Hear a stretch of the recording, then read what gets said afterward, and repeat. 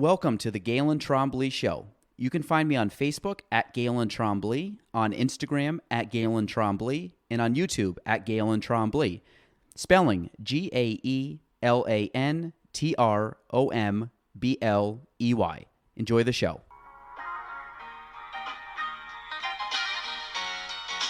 Welcome to the Galen Trombley Show.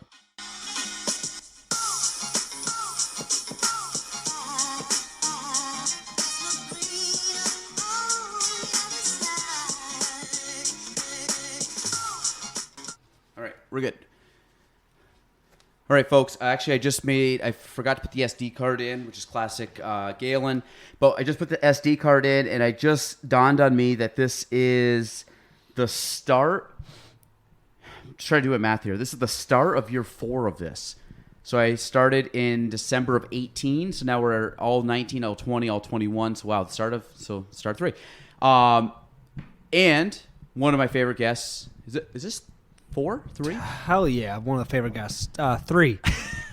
So that pumps me up. Mr. Bryce Hanson. No, dude, I remember the first time we did this, I was excited to have you on, and we had a really good conversation, and then I had you on again. We had another really good conversation, and then maybe again, or maybe this is the again, I don't know, but it's always a good time. This is number 3, so it's all downhill from here.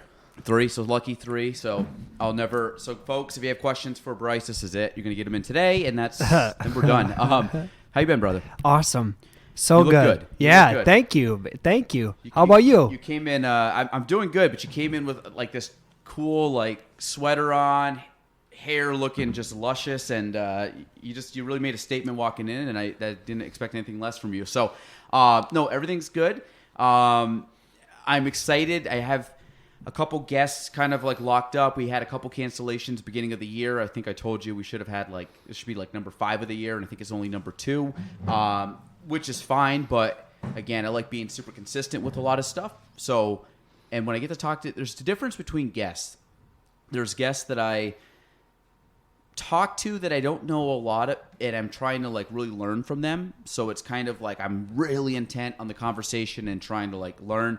And there's other ones where I know the person, it's just more casual, and I don't feel like I have to like think as much, and it's just more free flowing. Yeah. And you fit in the second category, which sometimes from a mental standpoint is just a nice, easy going, like I just let things roll and just let it go. Yeah.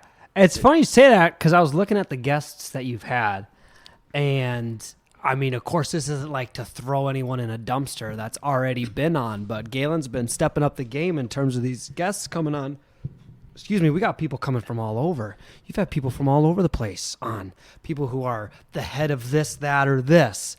And then, executive director over here. I love to see it. I every once in a while, so I have a list of people that I want to have on, and I just kind of chip away through the list, and and a lot of them are like repeat people too. So like, I don't want to just always have new people, because I do like having other people that have been on come back on a year later or whatever. It's a nice mixture for me. And typically I find people that I have interest with, and I think because I have so much to do with like running the company, that I find that I really am interested in other people that run companies, because there's a lot of similarities. And I've had people that aren't like running a company, but which is just as fun, but I find like I naturally gravitate towards people that are similar positions, just because we have something in common.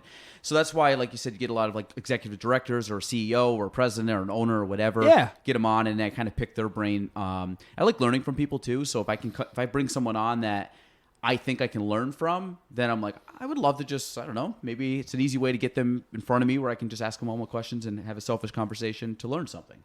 So I don't know. It's kind of a mixture. And I find that if I focus on that, like a lot of it, I think the theme I've talked about about the podcast is just people that I want to talk to. So I'm not really getting people on that I think other people will like. It's more of, do I think I want to sit down and talk to them for an extended period of time? Because I've had people that have asked to be on. I've had people that ask like, hey, can you have this person on? And then I kind of look into them, or him or her. Not that they're bad people. It's just like, I don't know. I just don't really feel like it's not your time. vibe.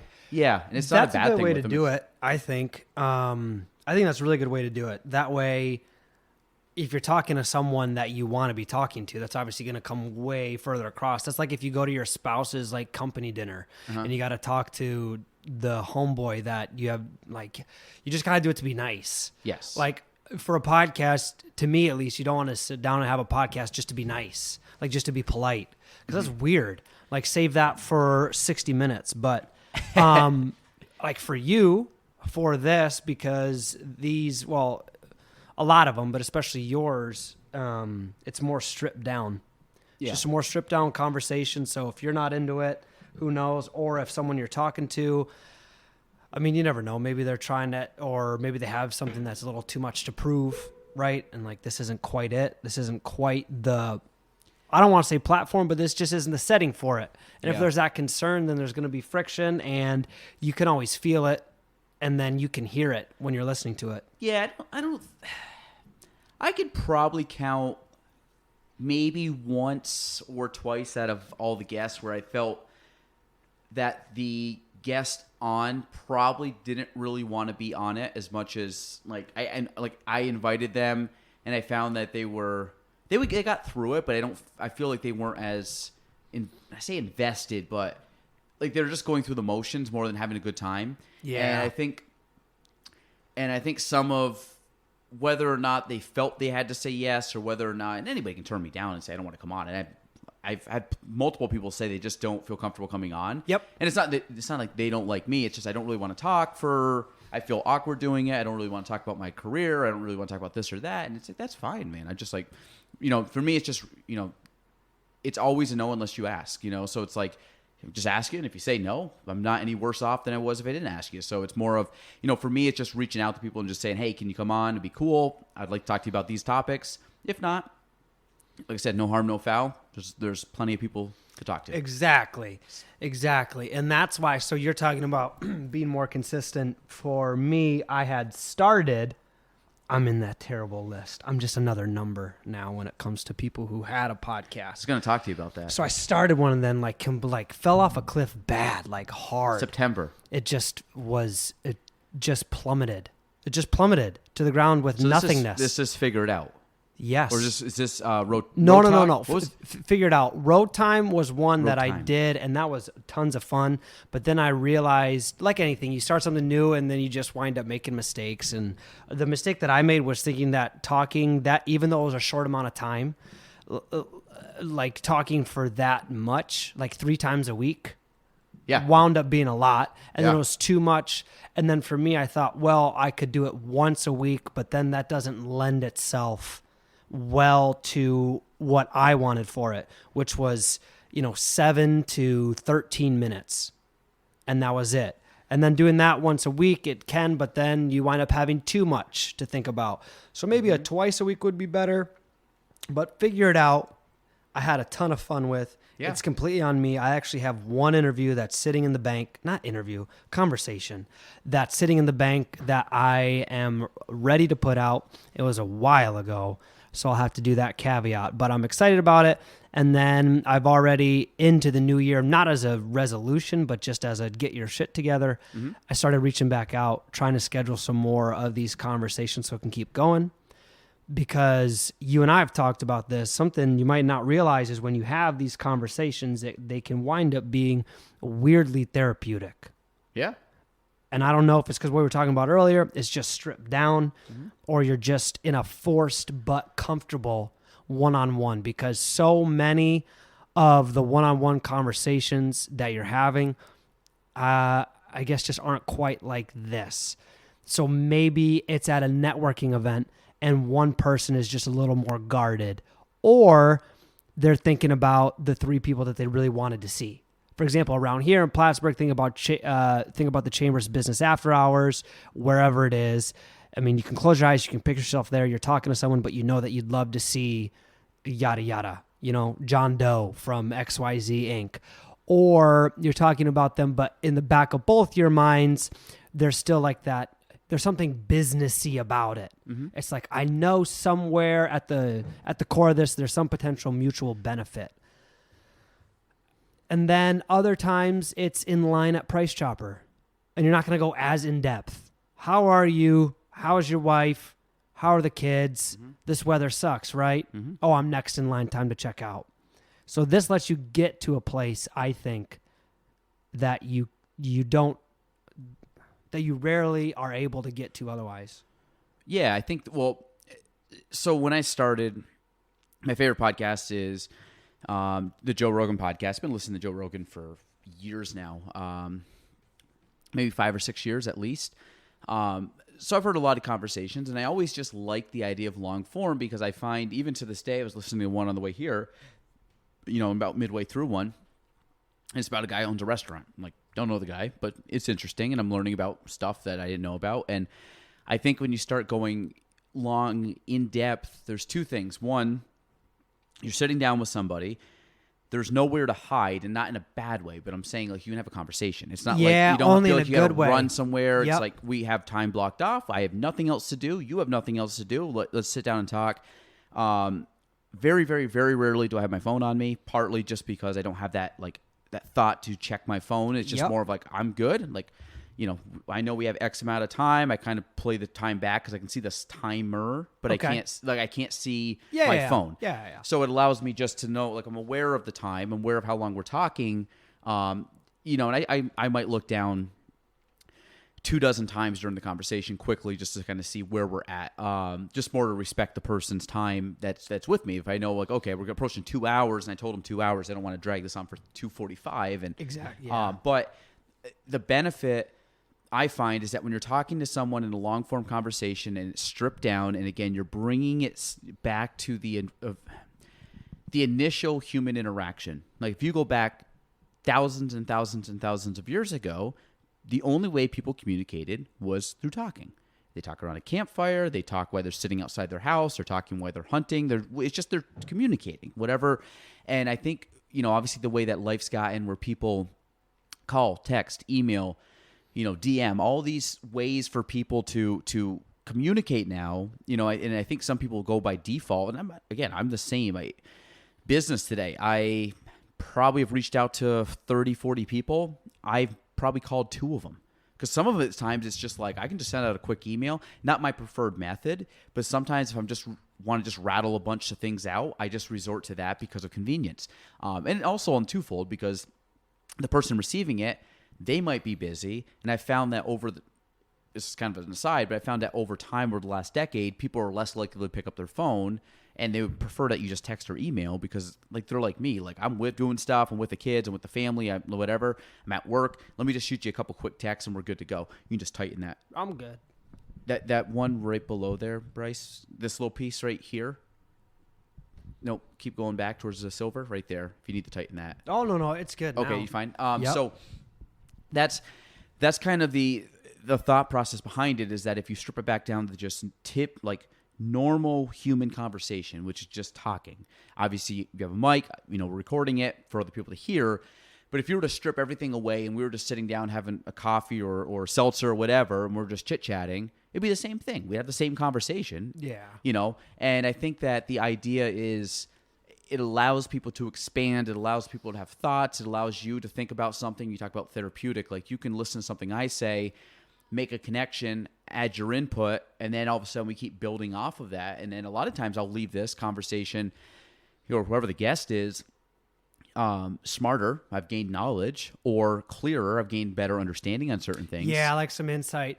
Yeah, you bring up a good point, because the other thing is there are a lot of people who say a lot of nonsense, right? That just like you wind up talking to in the course of the day. So with this, you're able to pick who you talk to. Yeah. But there's a lot of, they either say nonsense or, hey, even though talking is a baseline form of communication, when they talk, they're just super boring. Those people are out there, right? Mm-hmm. Like, it's just something, I don't know if it's a lack of inflection in their voice or a lack of facial expression, but it's just like, you gotta give me something. Stonewall. Yeah.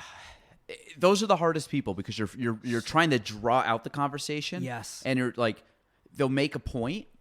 Yeah. And then they just stop. Mm-hmm. And they'll look at me kind of like with a blank stare of like, oh, okay. So then ask them another question. And realistically, if you were to break this down, the sweet spot of most of these conversations is where I talk 40 to 50% and the guest talks 50 to 60%, is in my eyes, where it's close to 50-50. Yeah, that's fair. But I'd prefer maybe err a little bit more on the guest. Of course. And I think even getting to 25-75 or 80-20, where it favors the guest that much, I think takes away from a conversation. Because this is not an interview. I don't bring people on and grill them with a bunch of questions. I'll ask you questions, but I want to hear you talk. I then want to talk. I want to hear you talk. I want to talk, and I want to have this back and forth. And typically, the guest drives the conversation because they're different. I'm a fixed guest. I'm a fixed personality of the podcast. So whatever I talk about over podcasts, at the end of the day, if people listen to all of these, they're going to know a lot about me. But if I bring you on and you've done only 3 of 179 of them, then I would much rather talk about stuff that you like to talk about, or things that we have in common, because then it's just a different version of myself, and it's also drawing your experiences into the conversation. Yep. Yeah, I mean, and now that we've done the 101 breakdown of the anatomy of a podcast, and hopefully no one at the wheel of a car wound up, falling asleep. And if you did, you probably woke up in a ditch right now, so I hope you're doing okay. What else is going on? Well, how are you? I'm good. So my basically 2022, if we're kind of like breaking stuff down, I've taken a lot of I think it's a big conversation to have with you. I've taken a lot of time over, I'd say, since beginning of November till now. So we're pushing 2.5 months of really like dissecting myself. And when I say myself, it's like myself with everything that's take myself as like let's call it the axle of the wheel, and then the spokes going off to all different parts of my life. Yeah. And then really kind of finding the epicenter, which is myself, and then saying, okay, can I figure out, what do I want to do? What do I want to focus on? What do I want to evolve into? How do I have to change? And a lot of these questions I've been kind of working through, and in-depth kind of conversations, like challenging myself and having thoughts where I'm really like forcing myself to think, with the idea that I'm drawing out a better understanding of myself, a more awareness for myself, in the sense of, where do I excel? Where do I struggle? Where's opportunity? What should I cut? What should I, eliminate? And a lot of this was just reflecting on, okay, like, here's my goals. These are things that I hope to accomplish. Okay, in order to accomplish them, what do I have to do daily, weekly, yearly to accomplish those goals? And then looking at, okay, what am I doing those? And if I'm not doing those, where's the gap to get to that level? Like what? And then in order to basically close that gap where my actions are matching up with my ambitions, in order to close those gaps, it's like, okay, let me look at my day. Let me look at my week. Like, how do I have to break stuff down? What might I have to put less time into? What might I have to put more time into? Where might I have to sacrifice in order to put more focus on certain aspects? And I've spent a lot of time in it, and it's not easy to do, because what you're doing is, one, you're trying to get a better understanding. So there's a lot of input coming into my brain of learning about myself and learning about other things and learning about, okay, how does this all intertwine? And then once I feel like I have enough of an input, then it's like, okay, let me just figure everything out, almost like the internal algorithm of my life. Like, let me figure everything out, and then let me actually pull it out of my brain, put it down on paper, sketch it out, tweak it, figure everything else out, and then start putting it in play. And then once I have the pillars of what I want to do each day, week, month, then I have to execute on those ideas. And simple one. Very simple one. So people are like, oh, this is very vague, Galen. Like, get more specific. So yeah, but no, and then quick pause break so that way we can check the scoreboard. So far, if you're keeping score at home, what we're talking about here, by we, I mean what Galen is walking us through, if I'm understanding this correct, so correct me if I'm wrong, we're doing a few things. There is a self-audit that is taking place that requires a concentrated effort to opening yourself up to being genuinely self-aware. Correct. Sweet. Now we do that, and it's arduous, and you go through the movie montage where you're finding yourself, and you lifted the trunk of the tree in the snow in Russia. But now Hike we've through the put snow. it. Yep. But yep, I love this. And then now we've put it on paper because you are a big person who writes things down. That I remember from past conversations, which is a great exercise because it actually draws it out of you, and then it allows you to articulate stuff for yourself. But then you use it. If I'm remembering this, and then this is from our past conversations, when you write things down, you write them down for much more than the exercise of getting it out of you. You then like to be able to use it as a reference and a resource. It's like, oh, what did I write back in January? Or what was I thinking back in January? Or I've got all these spokes off of the center axle. What did I want to do? And that way you can go back and use it. So that's where we are. Galen's written it down, and now, oh baby, we're on pins and needles for the specifics. So I'm ready. What's the specific? Well, I'll give it an example. So yes, basically, the whole idea was what your long term, and this is an exercise if people want to do this, and if anybody wants more help on this, or I say help, I'm not. If anybody wants more information on what I did and if it can help you, great. If you have a better way to do it, great. Like this is what I did. Yeah, GalenTrombley.com. 3 low payments of $49.95. You too can find yourself in 2022. Or at Galen Trombley and all social media handles. That's my favorite. Just slide into the DM. So if you look at it, the idea is basically writing down and picturing where you want to be. Like down the road. Like what do you want? What do you want your life to look like? What do you want to accomplish? What do you want, what certain things do you want to attract into your life? And this is the law of attraction. This is the law of visualization. It's kind of like the idea of what can I picture myself looking like? And I long-term goals, but then you break it down from long-term to like a 3 to 5 year plan to like a 1 year plan down to like a month down to a week kind of thing. And you keep reverse engineering the big plan back down, where the big plan might be a vague theme, because it's I'm 32. This could be 50 years down the road. So it's a vague plan, but you work it really back down saying, in order to accomplish that, like what's a pretty, I say lofty, but like what would be a major milestone to accomplish, say in 3 years to hit that? And 3 years is not that far off if you really think about it. Like, No. I mean, I just talked about this is starting year 4 of the podcast. I'm like, oh my God, how's this year 4 already? So it really can go pretty fast. So if you look at, I broke down everything and said, like, this is what I want to accomplish in 3 years and how I want my life to look like and how I want, and that's personal, that's business, that's physical, that's everything I can think of about myself. Like, how do I want this to actually look like? Okay, I said, great. From there, then bringing it back down to, okay, if I had to look at that, what should I focus on each day, week, month, year, that is going to have that high impact on my life?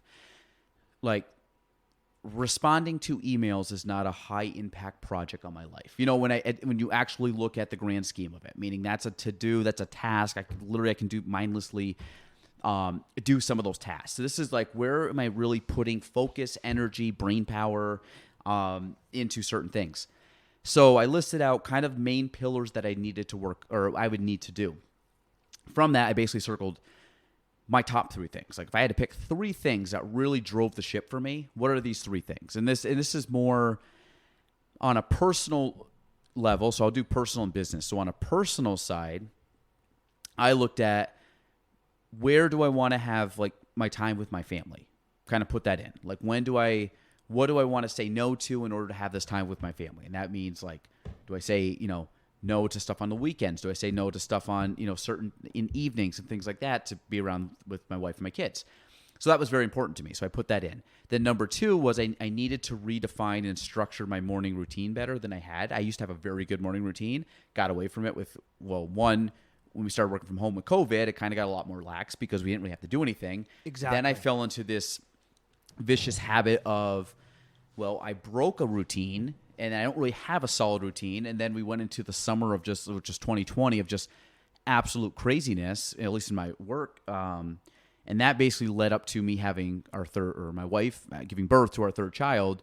And that brought its own level of craziness in. So then I found like, okay, something's broken. So I have to redefine what I want a morning routine to look like. And in that morning routine, I'm throwing stuff that I had neglected. I'm like trying to throw in working out, trying to throw in reading, trying to throw in some stuff that I think is going to allow me to be a better person, but I can do that early in the morning before anybody wakes up. And that's my time. That's like for me. So that's like the initial stuff I threw in. Then from the business standpoint, then it was like, what do I have to focus on the company in order to have the largest impact on the company? You know, and that's, like I said, it's not answering an email. Like if I had to really pick big, like one of the things is working in the morning on like major projects that I want to get done that day. And it might not be anything. It could literally be sending an email out. It's just like, what is a major thing I want to accomplish today that I know by doing it's going to have a bigger impact than just a quick. Okay. So if I was to send you an email being like, hey, Bryce, you good for the podcast on this date? That's not that. Sending like an all hands on deck kind of email to everybody saying, listen, this is like what we're going to do for the next 3 months. And I sent one this morning. This is what we're going to do basically the next 3 months. I sent it to the staff. Wrote down everything. I want you guys to do this. This is what we're going to meet on this. Boom, boom, boom, boom. Here's our points. We're going to basically all align on this topic or this focus. And we're all going to go all hands on deck on that until we have that set in stone. And then at that point, reevaluate what's the next thing to tackle. So really, it's like finding these big, high-impact projects that I deem would be allowing us to follow like our North Star of where we want to drive the ship. So instead of just showing up and then all of a sudden start answering emails, calls, texts, just being reactive from day, like it said, it's like roll in, be very proactive beginning of the day, do what I need to get done. And then all the other stuff that I know is going to come in that can wait an hour, can wait 3 hours, can wait 5 hours, I'll get to. And that was just me being disciplined and saying, there's stuff that I just have to get a little better control of my time and have a little bit more discipline in my time to be able to accomplish the stuff I need to accomplish instead of feeling like I'm drowning every day in just activity, but it's not like, it's activity that's almost like what's the word? Like a torpedo, like a tidal wave. What's the water? Is that torpedo? Where water spins? A cyclone? Is it a cyclone? Or a water spout? What's the thing where water or a hurricane? Like when water just a vortex? Well, you know what I mean? Like just the spin. Like in the water? Like a whirlpool. Whirlpool. Is that it? Oh, what is it called? I'm gonna say whirlpool because it sounds like water. Yeah, there's a whirlpool. That's not it though. But I know what you mean. But it's the idea water goes spinning, and then you get sucked down into the hole. I want to say like torpedo, not torpedo, like a tornado. It's like a tornado. Like think of a tornado. We'll go above water, but you're just spinning out of control. That's what I felt like for a lot of last year because I just had a lot of responsibilities and a lot of things just kind of crescendoed all together, and I was overwhelmed. So I had to really kind of take a step back and say, okay, listen, like I can't keep living where every day is like a tornado where you basically get up and you're just spun around and then shot back out. And like that's every day because I was just getting hit from a million different directions between work, between clients, between kids, between, everything else that you could deal with. And then I'm like, okay, I got to put a pause button. I got to take some time to myself. I got to kind of take a step back. Yeah, take like a bird's eye view and say, what's broken here? What needs work? Yep. So sorry, that was a very long rant, but that's what I've been focusing on the last couple months. You painted a picture. That's for sure. Yeah. Can definitely follow it. And the other thing to add then, on top of your self-awareness and self-audit is the reverse engineering. Because that's the other thing, because you're talking about, like, I want to be able to do this, so what needs to happen, and then what do I need to do to be able to make that happen to then hit this lofty goal that's 10, 30, according to you, 50 years from now. Yes. Yeah. So that's just the old reverse engineer. Yeah, and anybody can do it. I think the biggest thing is just being aware enough to know that you have to audit yourself at times. And again, I'm not. This is just me. I don't know if other people have to do this. If people can, they don't have to. I think I just think that I work best when I have something to work towards. Like I don't like waking up and just going through the motions. Like I have to be working towards something. I have to be learning and improving. Yeah, you feel better. Well, it's more purposeful. Okay. Like I have a purpose to do something. Yes, and here it is. In case you haven't done this yet and you're thinking about doing it, because I've led days both ways. The day where it's just tough getting out the door and then you just like barely make it into the office. There's that feeling, right? But then there are the other days where you look good.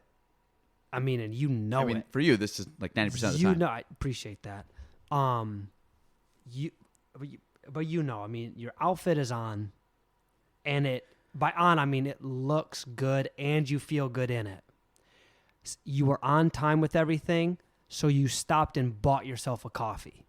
I'm not talking about the coffee you made at home because that kind of feels cool, but it feels different when you walk into the office holding Starbucks. Yeah. I don't know what it is about Starbucks because there are a lot of other coffees, specifically around here, that I like better. Mm-hmm.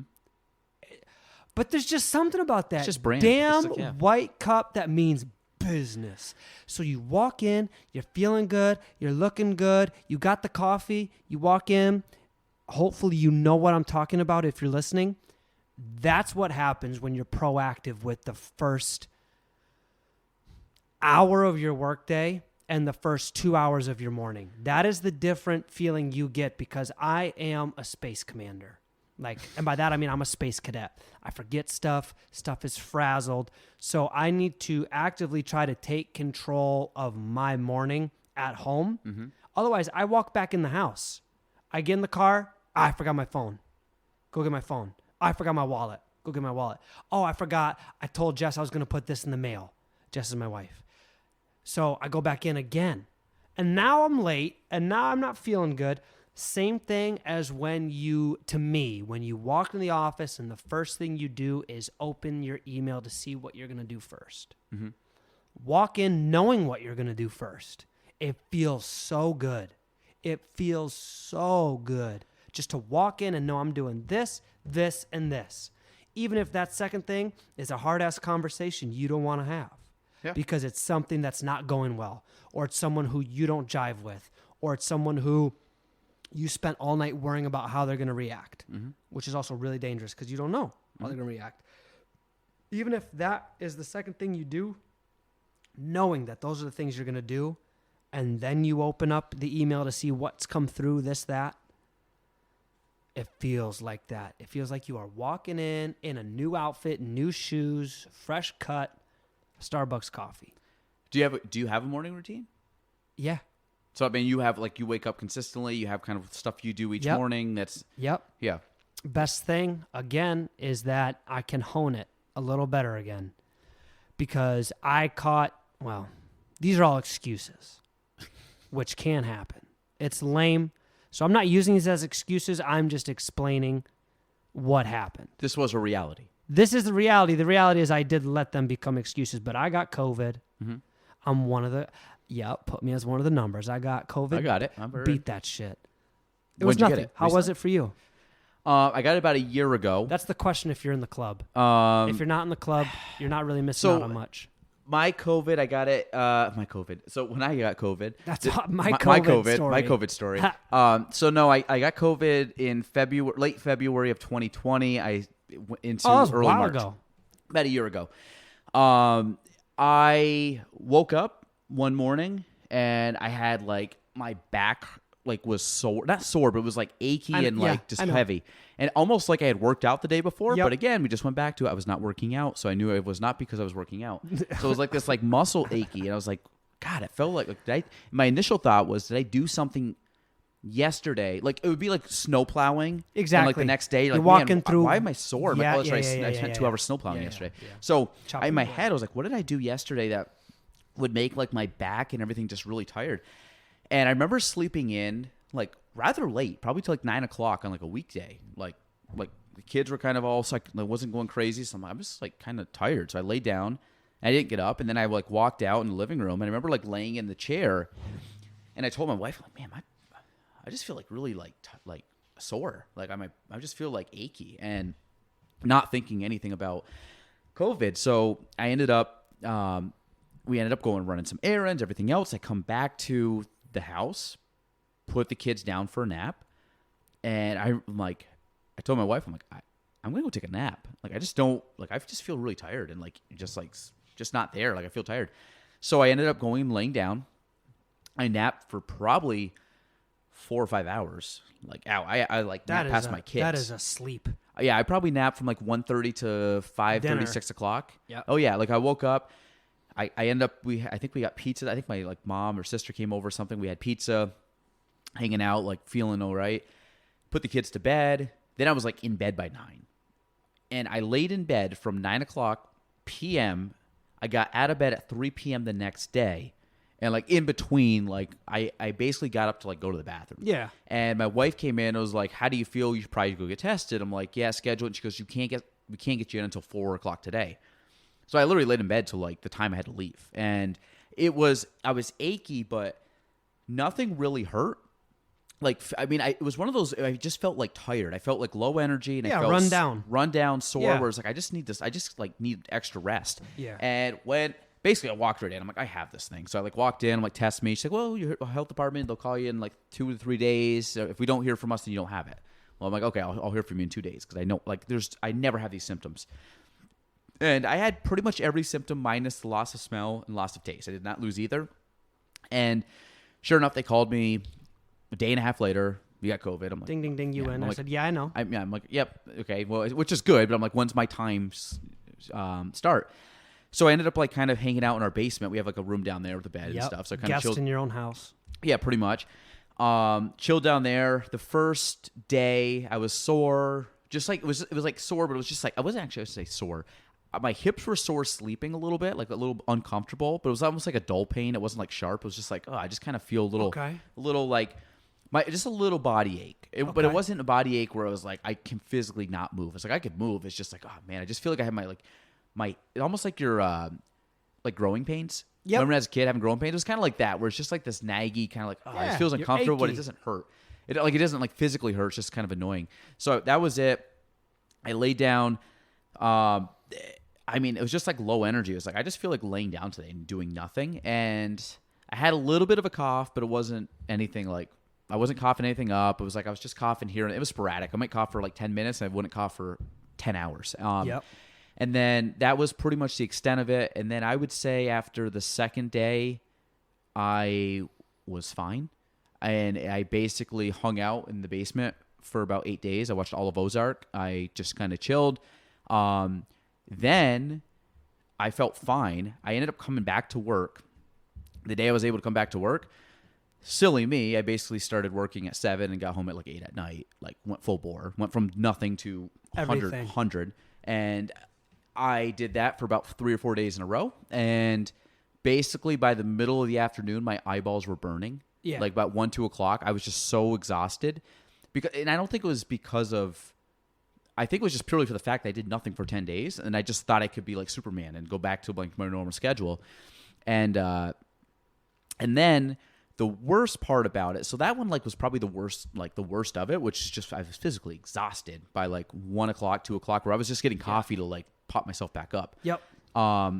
And that was it. And then pretty much the only thing that I experienced for about 2 to 3 months post-COVID was I did experience that brain fog that people talk about. And that basically went away sometime probably in May of that year. And then I've been fine since. Okay. So that's my story. How was your story? And you're sticking to it. I didn't even know there was a thing called brain fog. Did you get it? No. Well, I mean, I've had it since I was like 6. It better not be a symptom. You're looking at patient number 1 right here. If brain fog is a symptom, holy Lord. Yeah. So same thing. I just felt run down, kind of achy.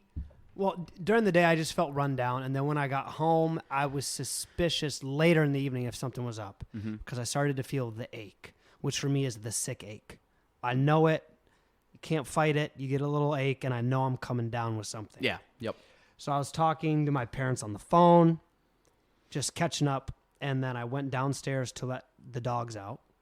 Somehow, luckily, my boys were out of the house at a sleepover at their grandparents'. Let the dogs out, and I was cold to the bone. Like fever chill. Oh, I didn't know that yet. But yeah, I was frozen letting the dogs out. Like you felt cold or you had like the sweats? I felt cold. Okay. No sweats. Just felt freezing. Then the dogs came back inside. By the time I walked upstairs, so we're talking I don't know, less than 5 minutes. By the time I get to the top of the stairs, and nobody was at the house but you at this point. Jess was. Okay. Jess had just got home. When I got back to the top of the stairs, I was on fire. On fire hot. You know those Mr. Christmases, that claymation movie, the Hot Miser or Heat Miser, and then his brother with the big nose. I liked it. Good. The Cold Miser. That was me. I was both. And it was terrible. So when I came upstairs and felt on fire, I was like, that sucks. So I took my temperature. It was elevated, like 100.5 maybe. I was like, damn, I bet I got the vid. So I did the at-home test, shoved that shit right up my nose. I know how to do it because of how many we've had to take, right? You put it in your nose, 5 circles on this side. I never took my own. Dude, I've been tested once. Let me walk you through it then. It's real easy. I'm 1 for 1 on testing and getting it. So yeah, I'm doing well. Dynamite, batting 1,000 for exactly what you don't want. But now, like I've said, my antibodies have to be jacked. I can apparently too, because like I could go back, I can like lick doorknobs for the next 90 days. Because like the 90 days after you have it, apparently you're just a specimen. Like you might as well be one of the X-Men, like because you've mutated. You can swim through it, but you're fine. Only for 90 days.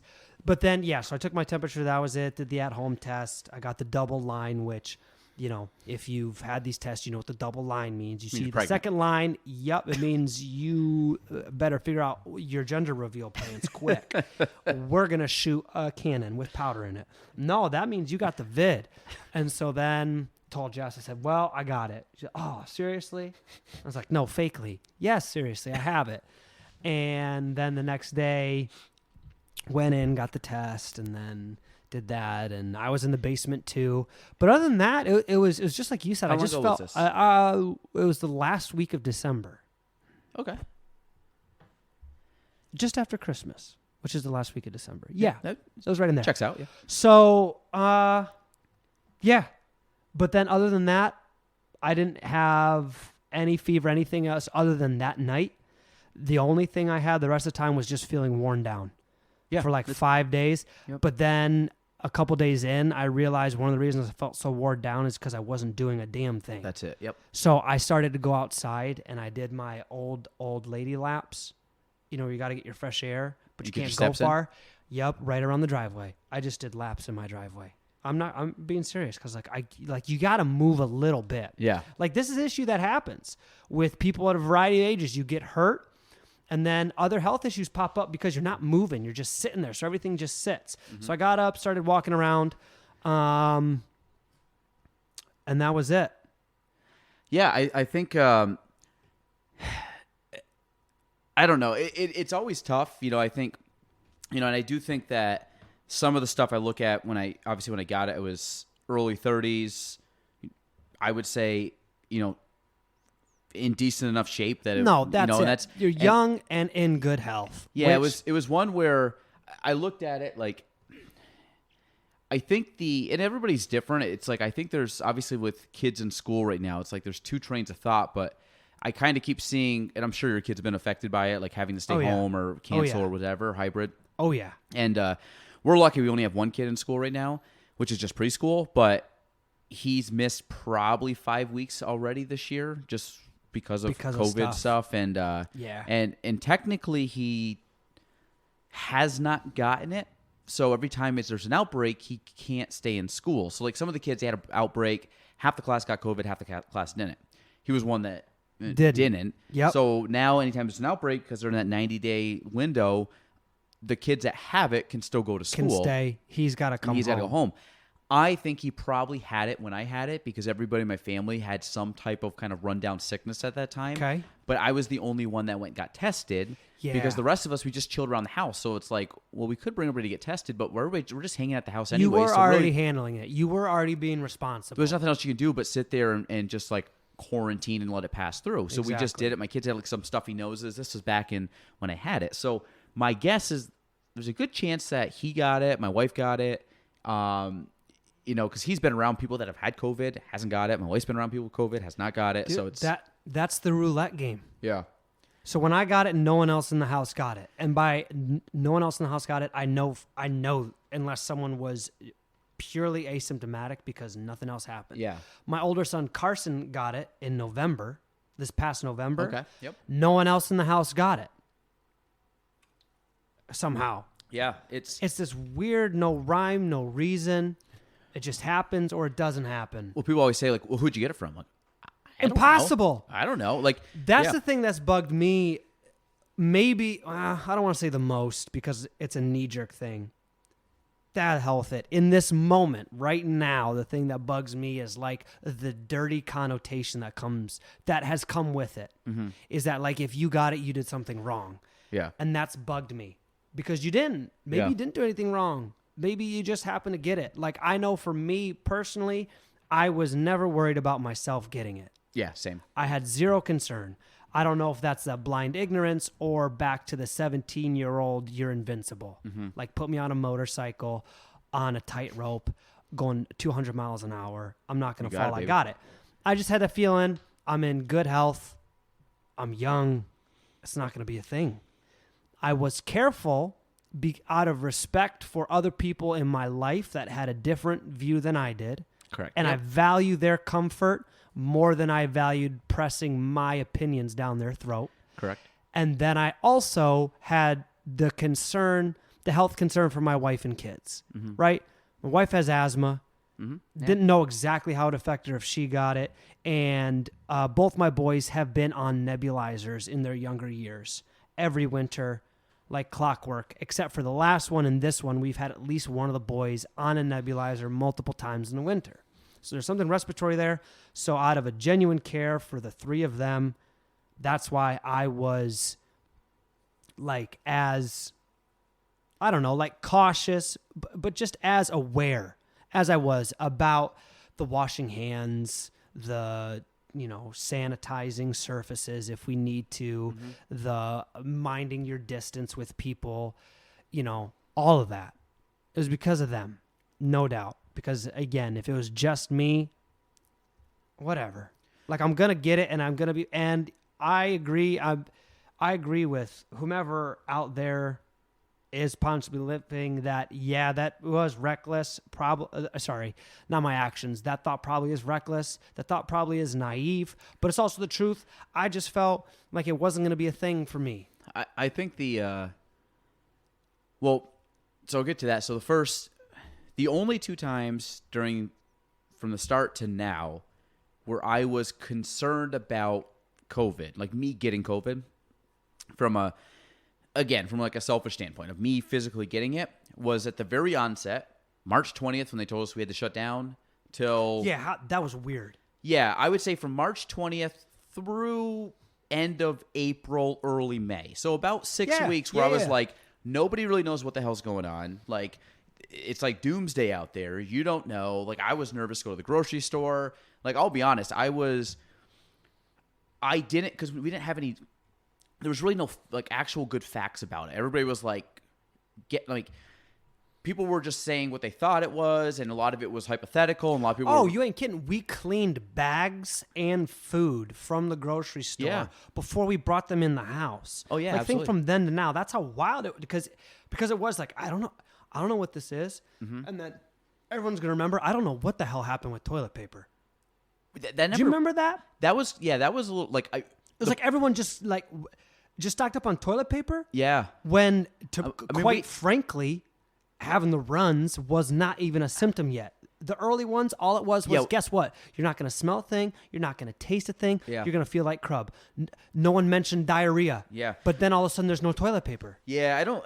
That was always That bizarre. one was a weird one. And realistically, it like leveled out like 2 weeks later when all the companies that made toilet paper. It's like, okay, we'll just make more toilet paper. Like that's what...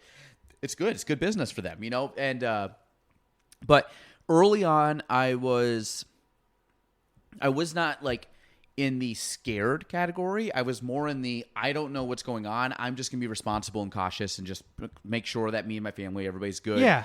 Because I'm just looking at what everybody was saying is blah blah blah. Like this is this thing. So I was very, I would say, very responsible from the end of March until I would say about the beginning of May.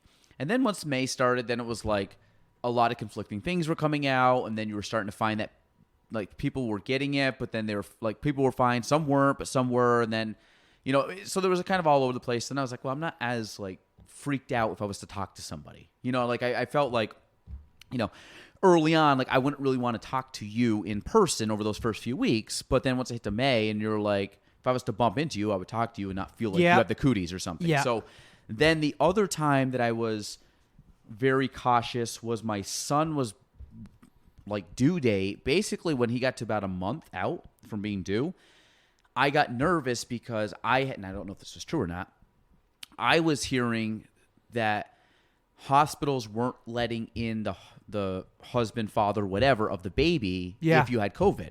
Yeah. So in my head was like, I'm going to be pissed if I can't be at the delivery of my son. Oh, live it. That's like, game over. So that was where I got really, like, I started to like kind of distance from people. I wasn't out and about as much.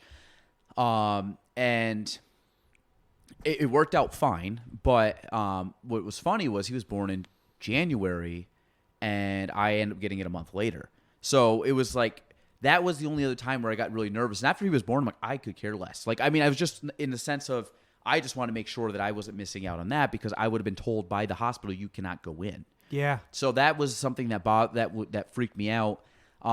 Minus that, I haven't, like, I think we talked about before, at the very early stage of it, there were some people who were like, well, screw this, blah, blah, blah. And I'm like, listen, even from the, like, a couple weeks into it, I kind of got to the point where I was like, I'm not worried if I get it. Like, I think I'll be fine.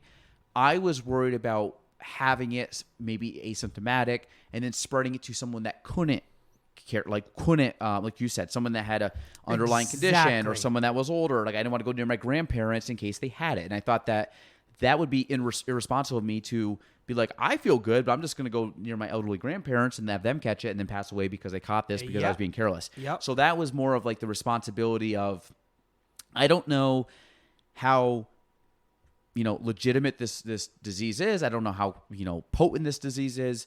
But I said at the end of the day, if one of the possible symptoms or possible negative consequences or whatever is that an older person could die from it, I don't want to be the burden that brought that on that person.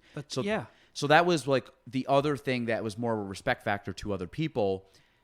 Then since day one and even to this day, if somebody, and this goes both ways, and this is what bothers me the most about it, is the whole thing with COVID is that it's gotten to the point where it's divided people, and it's gotten to the point where people that are uncomfortable with it are uncomfortable with it, and people think that it's bullshit, like stick with that they don't think it's a legitimate thing. And I look at it as everybody's entitled to their opinion. And what you shouldn't do, and this is from the start, and this is just natural, like if you and me disagree on something, we can have a conversation about it.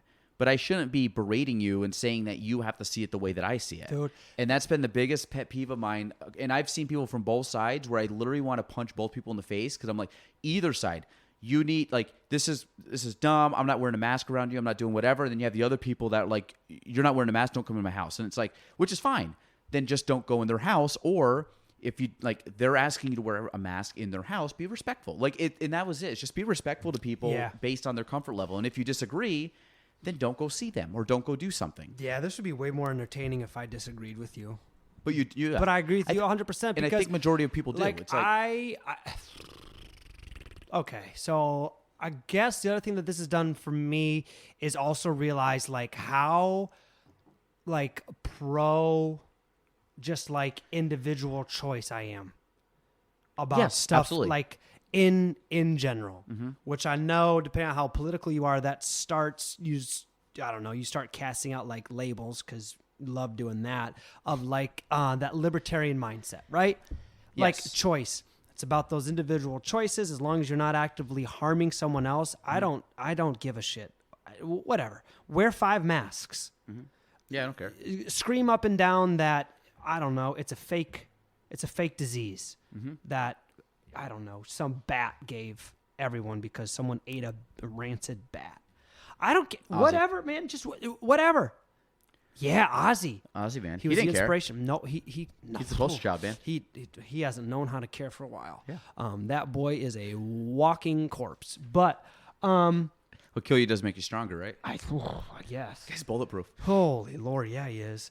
But yeah, I just agree, and it was so it's because looking back, this will be in the geek out section of the program, the nerd part section of the program. This will be really, really interesting to watch how it's taught and people study it 30 years from now, 80 years from now, because it was the perfect storm, because it came full force right as we were going through this very contentious election, where, and this is another thing that's bothered me, is the juxtaposition between, and I'm going to use a lot of theys and people and whatever it is, but where there's so much stress on the individual, but at the same time, if you think one thing, you are automatically put in that group and assigned all of the characteristics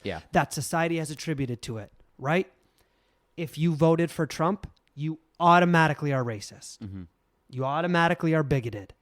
You automatically are a misogynist. Automatically. But at the same time, everyone's individual freedoms should be respected. That's been the tough part for me, is that's been the same message, but they butt heads. So now, at a time where it's so conflicted like that, that's the backdrop for something that this generation, that the people alive right now haven't seen. I mean, I know there was whatever people keep citing in 1905 or 1920 or 1915, whatever disease it was, the Spanish flu. Oh, the Spanish flu, yeah. Whatever it was, where they had those weird Phantom of the Opera masks that they wore. That's right. Wah. Masquerade mask. Yeah, no doubt. You forgot to cover your mouth there, dummy. But that's what people are going to be saying about us in a while. But anyway, in a time that is so contentious, now there's this huge issue that calls for a unified front, but that just fractures even more. So now, perfect storm, it just becomes politicized that quick. So now it's tough to be able to have this and this. Yeah. It's either you think this or you think this. Like in the beginning, as wild as it was, not in the beginning, partway through, you couldn't be like, I don't know, a Democrat and hate the virus. Yeah, it's almost like, what's my team want? That's who I gotta root for. Right. Yeah. That's a weird thing. It's like in the locker room. That's a perfect metaphor. In the locker room, it's like your coach, which is the head of your team. In the locker room, your coach is telling you that, I want you to stand out and be who you are as a person. But then as soon as you get in the arena, you're on our team. Name on the back doesn't mean diddly. Yeah. That's like the metaphor for it, which is so confusing and so conflicting. And now it's this and that. And what am I supposed to do? And, I can't think that because that person over there thought that, when at the end of the day, just pick. Yeah. Just pick what makes sense for you. It does not make sense for me to, I don't know, not fly. It doesn't make sense for me to stay in my house for 8 months. Yeah. Well, I look at the problem with, like you said, the perfect storm. And I think, I'm a pretty open-minded person. I'm a pretty let's take everything with a grain of salt, because especially when you're seeing stuff on, I think right now the media in general, which largely can sway a narrative, I think is the most irresponsible media we've had in history right now. Probably. In history. And I don't think there's another time where everything is, and you can watch it, and this is every side angle, whatever you want to look at. Majority of the stuff that I find either on a news segment or someone that's supposed to be pushing out news, pushing out a story, pushing out whatever, what we see mainstream, there is some level of agenda that they are pushing with the narrative, depending what they want to cover, depending on what talking points they want to bring up, depending on the spin they want to put on it. And the problem, again, and I love watching I like watching the local news. We watch the local news every day while we're making dinner, hanging out with the kids. News is on. I like to know about the weather. I like to know about local stuff that's happening. I like to know about events. I like to know about, the city of Plattsburgh passing something on doing this somewhere in downtown. Or the board had a meeting on this, and this was a hot topic. I like knowing that because it's local politics. As soon as 6:30 comes around and it turns into the national news, I turn it off. because they spend 28 minutes of this doom and gloom. Everything's on fire. We're getting headlines. We're causing you to think one way or the other. And I said, I can only watch so much news that focuses on the coronavirus, politics, equality, all this stuff that's just being jammed down and it's combative. And like I look at that, it's like, okay, like take like the COVID stuff. I think that one, I want to know factual stuff about it. Like I don't want your opinion. I don't want all of a sudden we're finding out. Yeah. Because like I just want to know the facts of it. I don't want to know your spin on it. I don't really care what you think needs to be done in the sense of, well, this is my viewpoint, therefore that is now the facts. I'm like, no. Like tell me, when does the virus happen? How long does it last for? What are the symptoms? Who does it affect the most? Like give me like the actual fact-based stuff and people can make opinions on it. Yeah, then let me pick. Let me decide. Yeah, and then you keep going through all this other stuff. And when you start realizing more and more, because I think you're starting to get people that are fed up with the way the media, and this is not like a specific category. Like CNN's bullshit, Fox News is bullshit. They all have their own agendas. They have their own spins. They have their own talking points. They want to push a narrative. I think the thing that we're lacking now, and in general, is people that just base the facts the best you can and try to keep your opinion out a little bit. Or if you want to have an opinion, just say like, listen, I'm coming from this angle. But I think that the idea of you push something out as a narrative and saying this is what you have to believe, I think is irresponsible. And I think if somebody has an opinion on something, I think that's fine, and then you can have a debate. But I think if you say that something is automatically valid or not valid based on what you believe, that's not like you shouldn't be doing that. And that comes down with politics, where it's like you said, if you believe this, then you shouldn't believe in that. Take two sides of the coin. Like on a national level, I'm a very moderate person. Like I think most things that come down the pipe, if you're saying here's like major national categories, I would say, okay, what's the facts? And I'll make individual decisions. I'm not saying I'm with that person or group. So like there's certain things that I look at that are, every president or administration, I'm like, I like that. I don't like that. I like that. I don't like that for both sides because I'm not a one size fits all person. And I think the problem, like you said, if people are pushed into a bucket, if they're like, you believe this, now you're in that bucket. Yeah, man. Where, like, I think at the end of the day, if you broke down every single thing and what was out there for people, like, I think I'm very considerate to other people. I think I really try to see that through their lens and kind of like and say, okay, let me hear your opinion and I can draw an opinion based on that. And I might agree, I might disagree, but it's giving me a different perspective. And I got a lot of that with talking to people like in the podcast too, because some people come across and I know they sway one way or the other, or they'll make comments that are maybe different than my opinion. And I don't look at them as being bad. I don't look at them as being wrong. I don't look at them as being an idiot. I look at them as saying they have an opinion. They're a human. They have a brain. They can do whatever they want. And whatever's caused them to have that opinion, that's their reality. Yeah. And that goes back full circle, coming to what you were talking about the nature of a podcast and why it's so nice. Mm-hmm. Because it is that stripped down conversation where that can happen. Because money talks, money walks, right? Yeah. So to make the most amount of money, I need the most amount of advertisers. So I need the most amount of viewers. At this point, I already know that I've lost half of the viewership because they believe separately from what we're going. So we're just going to double down on this. Same thing the other way. And then your social media sites have these brilliant algorithms. Brilliant. Mm-hmm. Oh, it's so objectively, it is fascinating. In practice, it's super toxic. Shout out Britney Spears. Yeah. Because again, if I'm Facebook, I want you spending as much time on Facebook as possible. Scrolling, whatever. Because that's how we win. Mm-hmm. So that algorithm is gonna just keep spitting out stuff you like to see.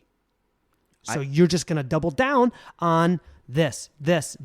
Whether it's you like hearing people talk about X or you love seeing people put down Y.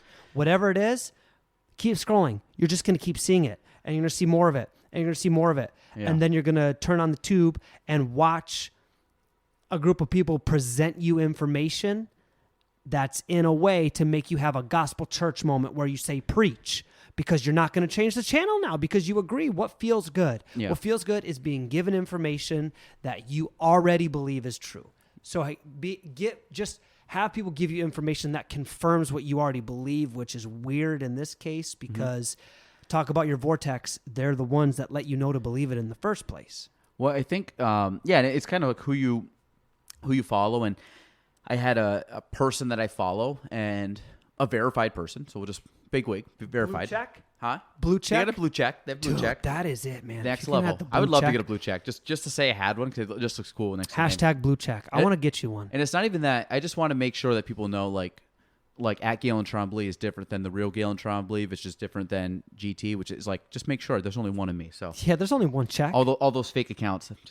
But so this one person I had followed, and I had seen something he had said or whatever, and it tagged him. So I clicked. It was kind of like you go down that vortex. You find like a story, then you click on something, and the next thing I know, I'm like, oh, I haven't seen this guy in a while. Yeah. What's he up to? And then I'm like, wow, that's weird. I'm not following him. So I click on it.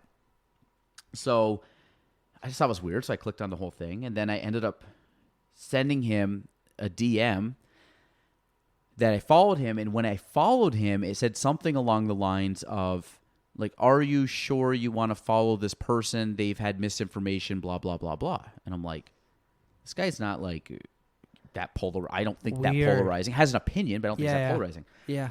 So before I accepted it, I screenshot it and I sent it to him on a direct message. Now, I had already direct messaged him in the past on something. Yep. Something very simple. I think it was I forgot what it was. And I usually don't DM like people I don't know, but it was something. It was a nice thing. And he actually was like, "Hey, I really appreciate the feedback." I think he was asking for feedback about a podcast he'd done, and I said, Cool. "I like the format, blah blah blah." And I just was giving him a little, just an opinion. And he goes, "I really like that. Thank you." And this was like 3 years ago.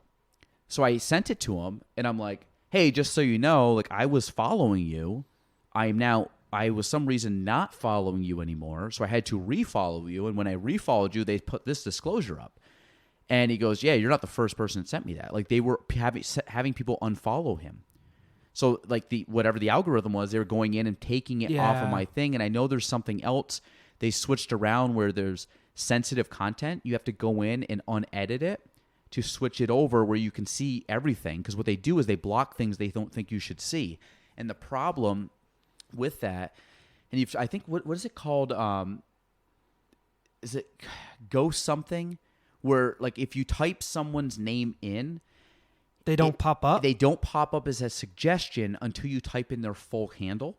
Oh. So some people will have that, and if they're like polarizing or don't fit the message board, then if you tried to type them in, that you would have to actually type in if you don't follow. This is if you don't follow them. If you like, I think happened to Joe Rogan. If you start typing in Joe R, and like he wouldn't pop up until you typed in all of Joe Rogan, and then he would pop up. So the whole idea was he would not come as a suggestion for you unless you really knew his handle. Yeah. And that was starting to happen to people where anybody that was like conflicting, they were not being, you just couldn't search them like I could search any normal person. They were putting some type of barrier to entry to try to get people not to follow them. Now, the issue that I have with all that, and I'm not saying people are right or wrong, but if you always go back to the idea that we have a First Amendment, which is freedom of speech. Everybody's got, like in the United States, it's part of the Constitution. Like you have a First Amendment to the right to free speech. If that's the case, if that truly is the case, then really, unless you are truly harming somebody, your opinion, you can say your opinion. You have the right to that opinion. And the one thing that I don't understand is that in the world of social media, if people are saying their opinion and then are getting pulled down or getting blocked or getting, losing their right to go on, which has happened to many people, well, they're falsifying information, therefore we can't put them on. Number one, that's a freedom of speech. They have that right. So then you look at it as, does the company, so this could be Instagram, Facebook, Twitter, they've all been accused of this. Do they have the right to censor those people or kick them off the platform? And then some people say, well, yes, they're a company. They can do that, which I think that is valid. Like if I didn't want to have somebody associated with Kavanaugh, I could try to kick them out of. I say kick them out. Could be a bad client. Could be a bad agent. Could be something where I just don't want them associated with us because I think it's bad for Business. our culture or business or whatever.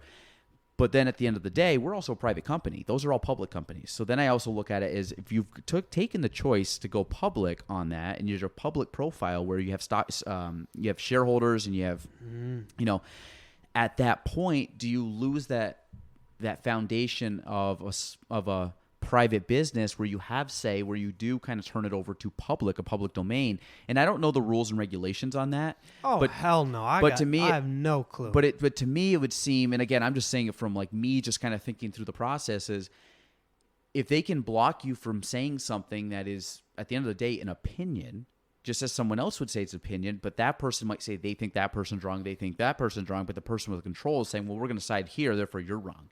And I think that's dangerous to go down that route, because you're starting to censor people that, and again, they might be right, they might be wrong, but I said at the end of the day, they do have a freedom to do that. So I said, if you truly are looking at a country that's free and that people can say stuff, I think it's for the consumer to try to filter through stuff. And again, if you look at a company, any of these news stations that are trying to push a narrative, they're in the company, they're a business, they're trying to make money. What sells? Doom and gloom sells. Gossip sells. Conflict sells. And at the end of the day, that's the kind of stuff that is going to make money for them. I think I would have a hard time working at a company like that if I knew the intent was like that, where it really wasn't to produce the news, it was more to produce a narrative to make money. That's why one of my favorite things that happened over the pandemic was John Krasinski, young Jimmy Halpert. Remember when he came up with Some Good News? Do you remember that? It was on YouTube. He did like 10 episodes right heart of the pandemic, and it was called Some Good News, which is basically like, you take a look at it. It's really like some of those freaking things are tearjerkers, but it's like we're just going around the world and finding good news. Everything's doom and gloom, but let's find some, like, it's not bad out there. Like, we're going through some stuff, but all we see is negative. It's like there's more good than bad in the world, without a doubt. And I said the problem is the extremes are the ones that get the airwaves, where it's like, how come the extremes that are probably 1% of the population or less are getting 90% of the airplay? Like, there's such a disproportionate amount there where it's like, if you're looking at the average person, you, me, the person you walk across down the street that's of normal mental sanity, would probably fall very close to somewhere in that very moderate middle of like. Yeah, that's so true. That's been another interesting thing I've been getting more down with, is what winds up being labeled as the silent majority. Which is true. Because the other thing is that view doesn't sell. It doesn't sell airtime. It's not entertaining what you and I believe right now. It's not like, in terms of securing advertisers and rating, it's not entertaining because there's no shock value to it. In my mind, it's actually a fairly common sense, and common sense isn't that entertaining. So there's this big group that probably fall just about right in line. Right? Yeah. Just kind of down the middle. Don't mess with me, what I'm trying to do. I'm not going to get in your way. Life's gravy. But if you take like an opinion, I'm not even saying my opinion's right. If I have an opinion, it doesn't mean it's right. It doesn't mean your opinion is wrong. It's just my opinion. Yeah. So like, that's what I look at where people get uptight. Like, if I said something, hypothetically, because I have a podcast and people listen to it, if I say something that they agree with, then they'll be like, oh, I like that Galen. If they disagree with it, well, I don't like that guy. I'm stopping to listen to his podcast. He's this, that, and the other thing. And it's like, well, why do you think that? And if it's because you disagree with an opinion I have, which is totally fine, you're in every right to do so. And let me hear your opinion. Okay, yeah, I respect it. I don't agree with it, but I do respect your opinion and the right to have the opinion.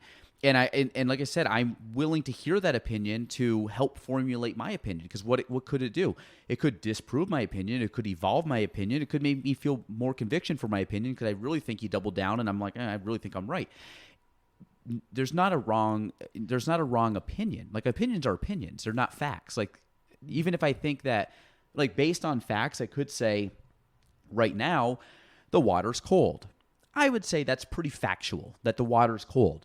Like, but if I was saying an opinion of like, I think it's crazy if someone goes into a swimming right now. Well, that's not factual. That's my opinion. You could say, well, I really like taking a cold plunge because it helps my body and helps with all the natural benefits of that cold hot contrast. doesn't mean jumping in the water is like a bad thing to do. I might say, I can't believe someone would jump in the water. It's crazy.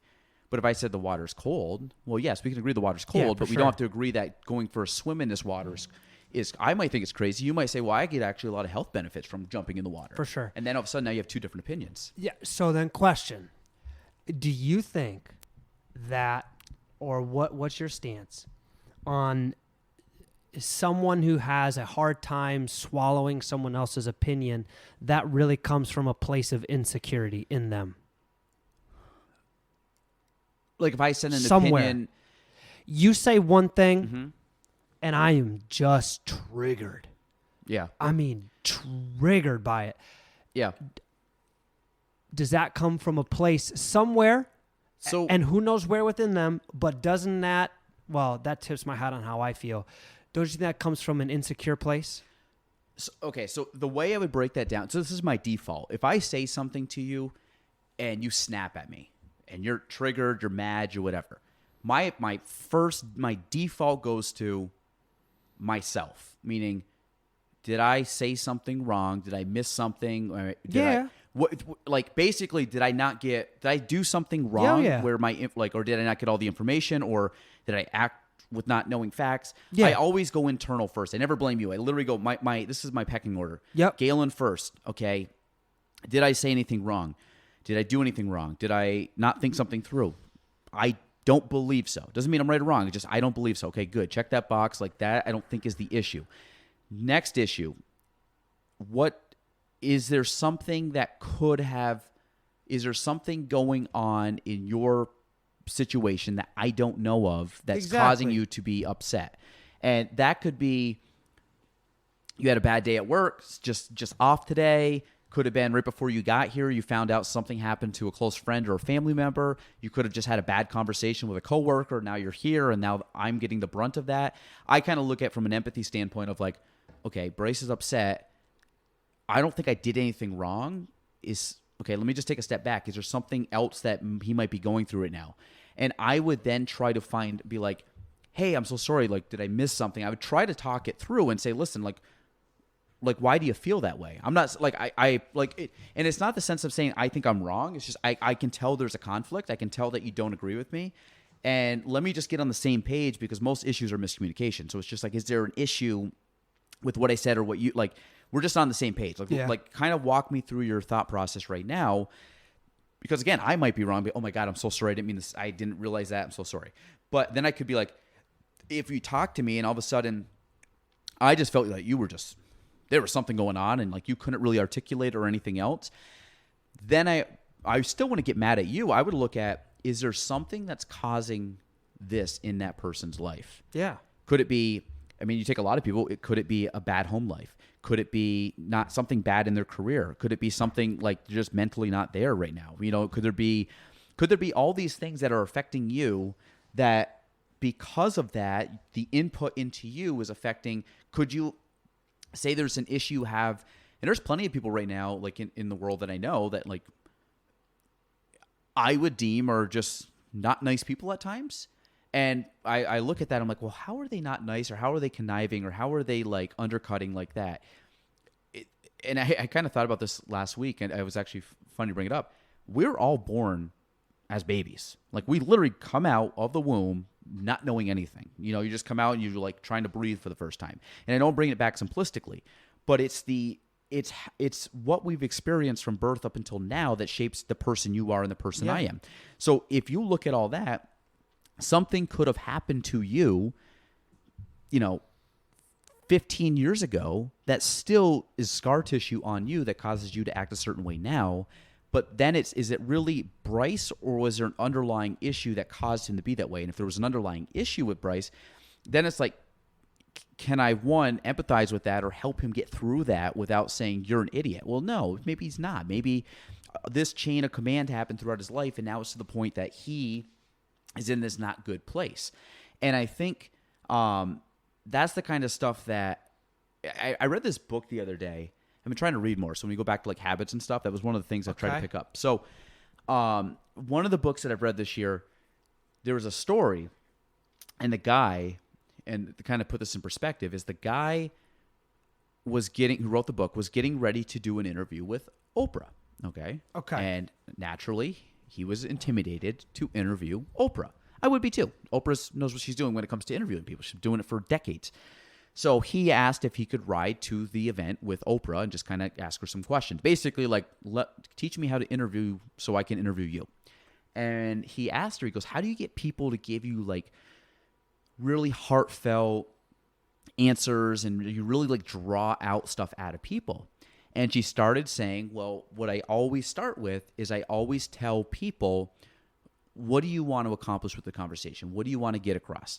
And then she says, just trust me. Like, just put your trust in me that I'm going to lead you to where we need to be in this conversation. Meaning, like, she had a confidence. I know what I'm doing. I have, just like, I'm not going to throw you under the bus. Just if I ask you a question, just roll with it. Trust that I'm asking you the right thing. So she started talking about this, and he's kind of answering. And she goes, I want to tell you a story about this guy. So this guy was a convict. He got picked up when he was like 19 or 20. Went to, I think, like a max security prison in Detroit. And basically worked his way up the ranks to become kind of like the head of, like, one of the prison, like, powerhouse. Like, I wouldn't say they didn't call themselves gangs, but they were based on, like, religion.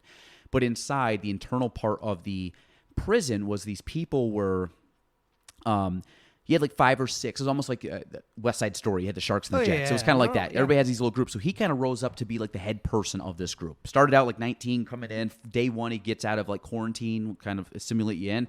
Guy gets stabbed in the neck. And he's like, oh, okay. Like, this is like day 1 of prison. Guy gets stabbed in the neck, dies. Like, so then he's like, oh, crap. Okay. And then one of his thoughts was like, do I have the stomach to, like, he had killed somebody kind of as like a quick reaction. Like, that's how he got in. He killed somebody, but it was more of like a gut reaction kind of movement. Like, he didn't plan to kill that person. This guy that walked up and stabbed this guy in the neck, premeditated to kill that guy. So then in his head, he's like, "Am I able to do that as a person? Because I'm living in prison where that could happen." Yep. So that was like his first initial, like, I got to figure this out. So long story short, he goes through this whole thing. So Oprah asked him, okay, when did you turn to violence? Like, when did you, like, go off the rails for this? Now he's out. He's helping prison reform. He's 60-something years old, but that's his thing. So she had asked him that. And he goes, well, I started turning to violence. I got into some gangs, kind of in my, teenage years and high school years, blah, blah, blah. And Oprah had read a book that he had kind of done a memoir. And she goes, okay, but she goes, what happened when you were 9? Tell us about the story with your mom at age 9. And he kind of is like, yeah. And he goes, well, no, tell me about it. She goes, trust me. Like, she kind of brought that out of him. Like, trust me. So he goes, well, I came home with 9 years old, came home with a straight A report card. Perfect report card. All excited. Ran up to mom, show mom. Mom threw a vase at his head. Like, I don't know what triggered it. Could it have been like, screw you, kid. You think you're better than us because you've seen that narrative before. Whatever it was. But you have a 9-year-old kid, which, again, my kids are younger. Your kids are approaching that.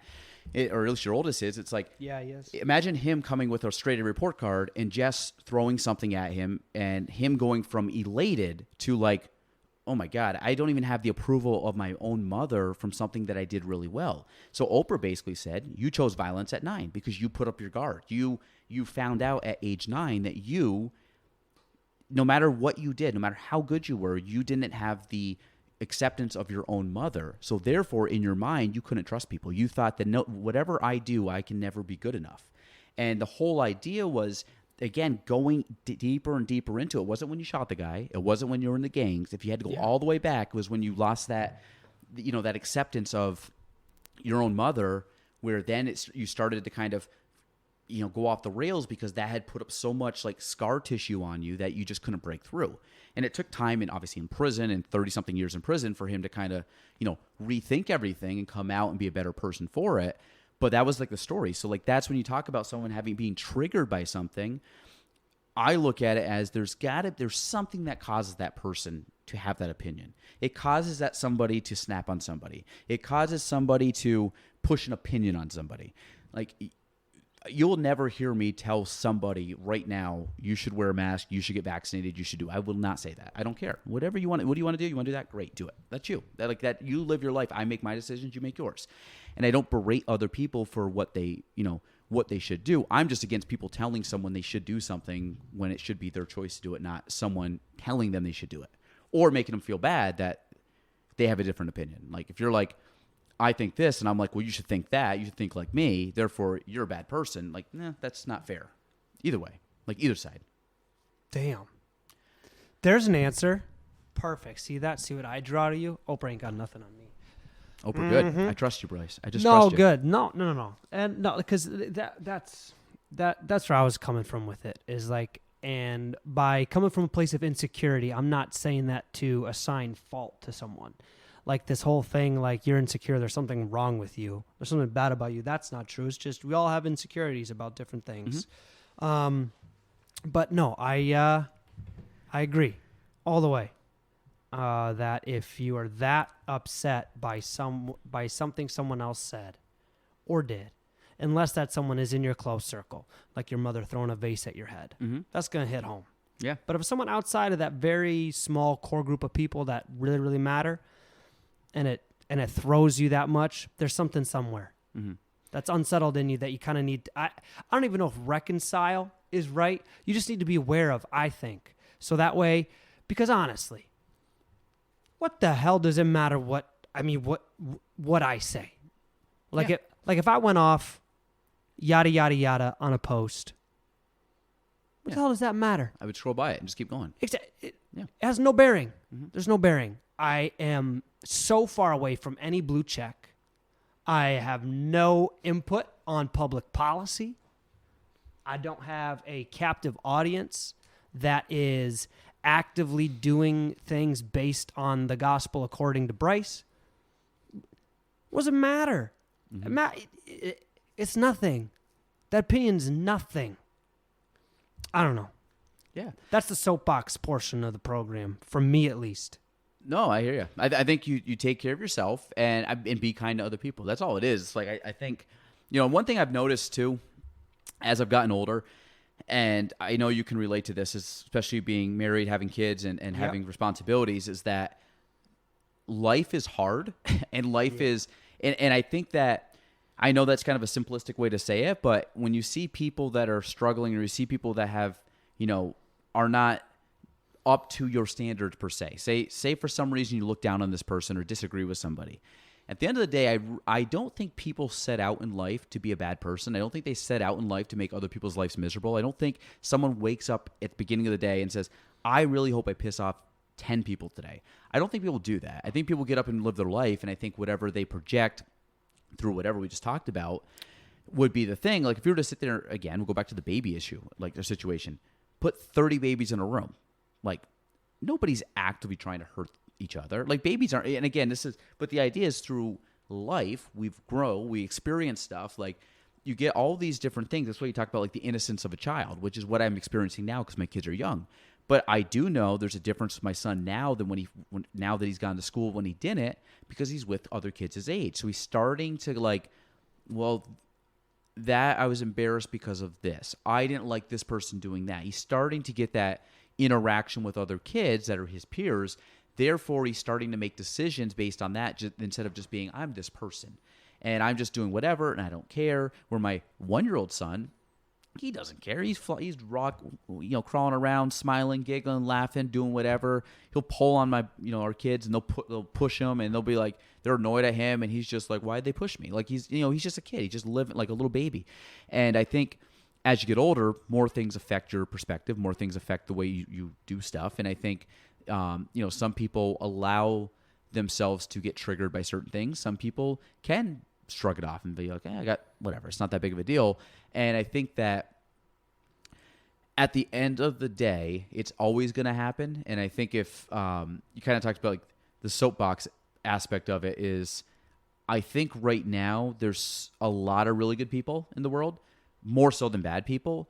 But I think if people keep being I would say diversified, not diversified, but keep being like split, I should say, yeah, I'm on this side, you're on that side, therefore I don't like you.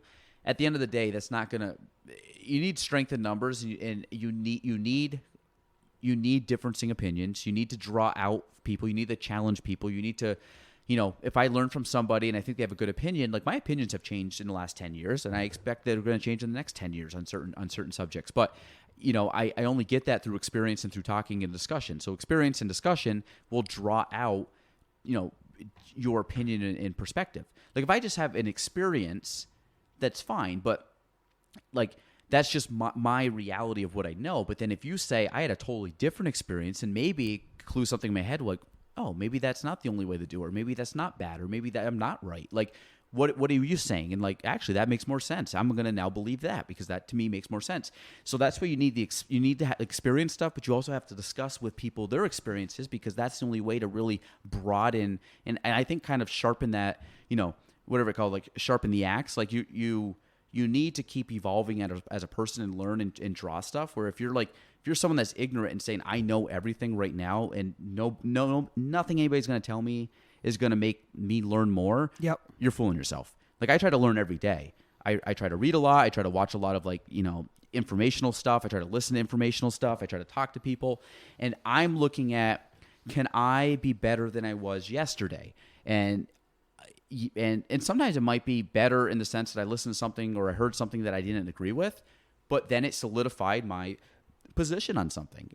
But every day you should be inputting information into your well, again, opinion. You shouldn't do this. I like to input stuff into my brain every day that will allow me to kind of expand my thoughts and my horizon and stuff. But some people do, some people don't. I think that's the right way to do it, but somebody could say, well, you're just overloading your brain and I just want to just chill and live life and just go with the flow. Perfect. That's good. If that's what you believe, then do that. Like, I'm not going to tell you not to do it. Like, so everybody's got a little bit of, what works best for them. And as long as you're not hurting somebody, like as long as you're not like harming somebody, you know what I mean? Then I think you're fine. Yeah. So that's what I mean. That's where it goes, or that's where it starts, or that's where it comes from for me. Very honestly, and the funny thing is that's been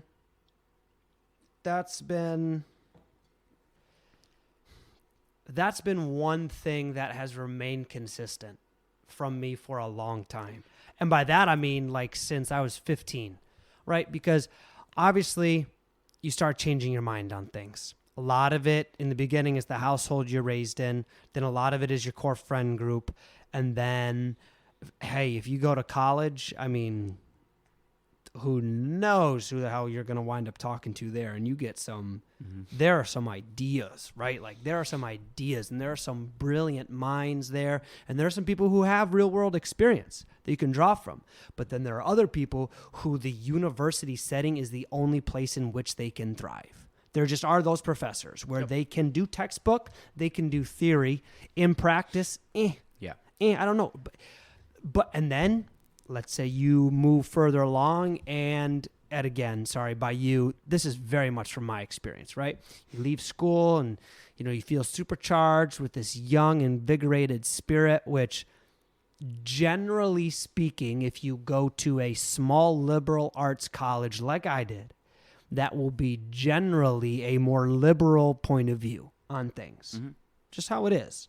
Especially, like me, if you're a sociology major, come on. I went to a small liberal arts school in the center of New York State. I majored in sociology. What do you think I was thinking when I left? But then, as you continue to grow, develop, I become a father. Mm-hmm. Now I'm raising a family. Now I'm helping to run a household. Now I don't have a job. I have a career with a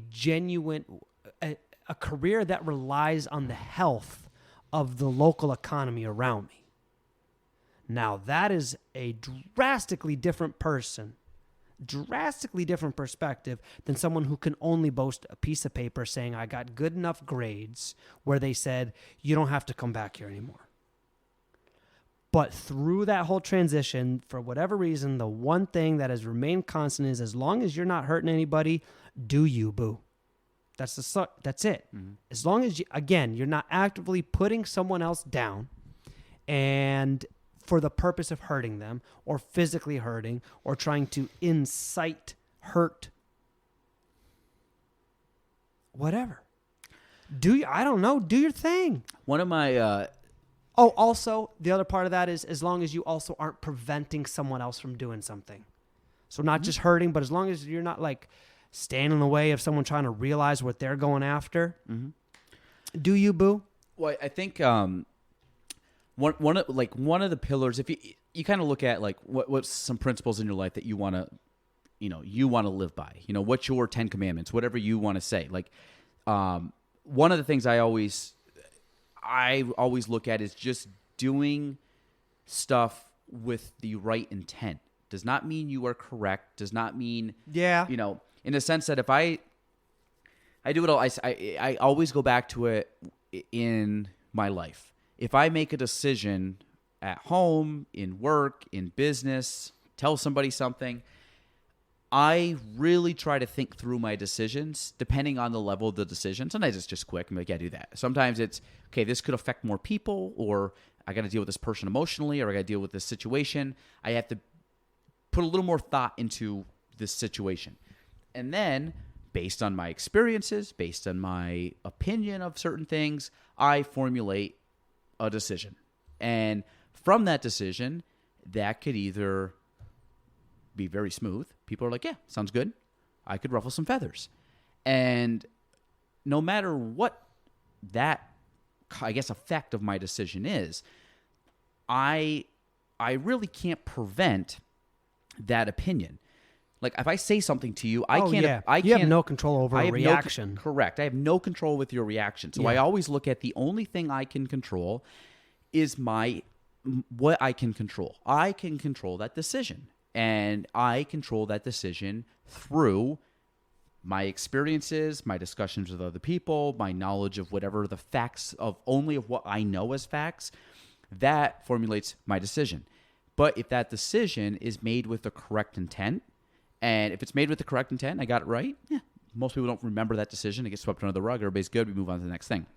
If I make that decision, I believe with the correct intent, and the person doesn't think it's correct, or it actually ends up being the wrong decision for whatever reason. Like one of those things, I thought it was right, it was wrong. What do? I can admit that it was wrong. I could admit I said the wrong thing, but I don't beat myself up over it and say, like, that was a bad thing to do. I always, and this is something the best thing my dad's ever told me was just make sure you can go to bed at night with a guilt-free conscience. That's it. Meaning I can go to bed at night and I can live with myself. And not that I get home and things don't stress me out, or things don't bother me, or things don't make me second guess things, or things make me overthink. No, always. That will happen. But if I really look down at it and say, did I make that decision, or did I do that with a bad intent? If the answer is no, you did it with the right intent. You tried to do something positive. You tried to, make what you thought was a correct decision, then you're fine. Like, I'm going to make mistakes. I 100% will. If I really believe I made a mistake, I will say I made a mistake. Now, if somebody's like, well, you made a mistake, and I don't think I made a mistake, like you always get the adage of, well, you never admit when you're wrong. I'm like, oh, I'll admit when I'm wrong, or when I think I'm wrong. But again, that's also an opinion. Yeah. If you think your opinion, well, you never admit when you're wrong. I said, well, you think I'm wrong. I might still think I'm correct. I think my decision was the right decision. Therefore, no, I'm not going to, because some people are like, well, you didn't apologize. I'm like, no, I don't think I did anything wrong. And it's not because I'm ignorant or anything like that. I'm like, if your reaction was a negative reaction, it doesn't mean that I tried to do that and I was trying to force that reaction. Yeah. So I can't, like at that point, it's like, what do you want me to apologize for? Like I apologize for what I thought was correct. Like I won't do that because I don't think I'm wrong. Like that's an opinion. Like if I did something and I like lashed out at somebody and I hurt their feelings, and I was like in a point where when I was trying to hurt their feelings, or I was trying to draw something out of them negatively, like, or put them down, or I knew something would cut into them. Yeah, that's on you. That's an intent. I should say I'm sorry, because it's like same thing with my son. You went and you pushed your sister. Why did you push her? Well, she took my toy. So you were pushing her with an intent to hurt her or do something. Yeah. I said, but I'm saying if you strip it down to a little kid, what would make that little kid do? Apologize. But if he bumped into her and she got hurt, I'm not going to scold the kid because they both turned around at the same time and bumped heads, and now she's crying. I wouldn't get mad. Yeah. Well, you got to look where you're going. And be like, no, it's an accident. Yep. So it's kind of the same thing. If I say something and I do it with the right intent, then I will never say, like, I will never sit there and like I'm sorry you feel that way, which people don't like that term. Like, I'm sorry you feel that way, but it's like I really can't apologize. Yeah, but if for you can say something. it genuinely, because I am sorry that you feel that way. Yeah, absolutely. I don't want anyone to feel that way. But here's my reasoning But that and why I said it. and it's funny. It's funny you bring that up because I'm huge on intent as well. Mm-hmm. So once again, we agree 1,000% on this. My biggest lessons in intent so far have actually come from coaching hockey. Okay, explain. Because we'll make decisions that parents, and again, these kids are young. Yeah. We're not talking high school hockey. We're talking young kids under the age of 10, young kids.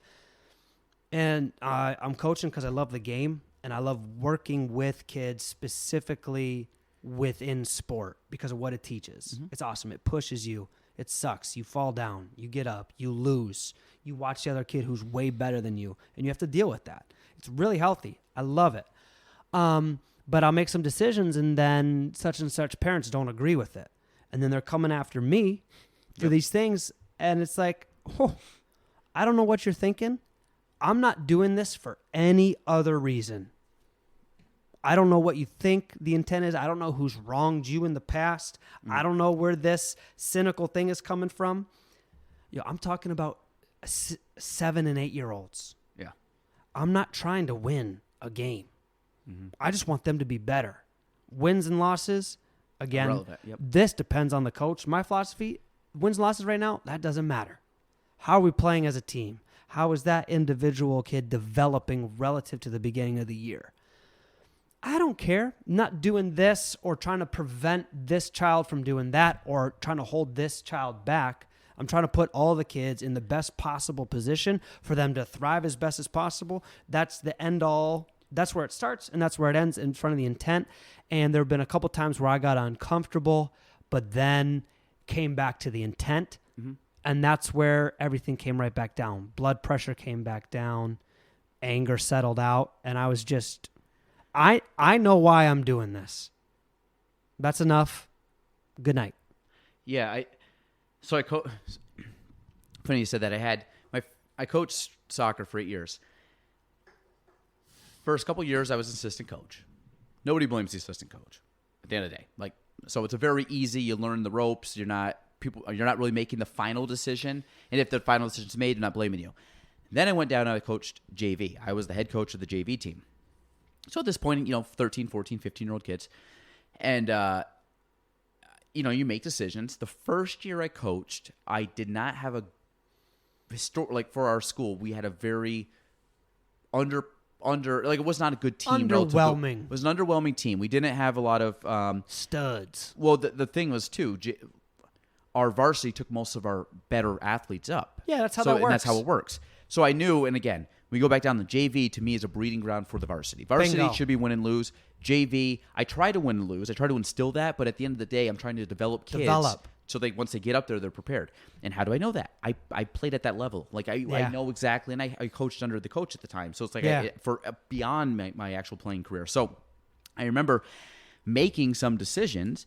I think I had 4 or 5 parents come up to me over the course of that season after the game to complain. And typically these were the kids that didn't get a lot of playing time or of course. Yep. Fill in the blank of a typical parent issue.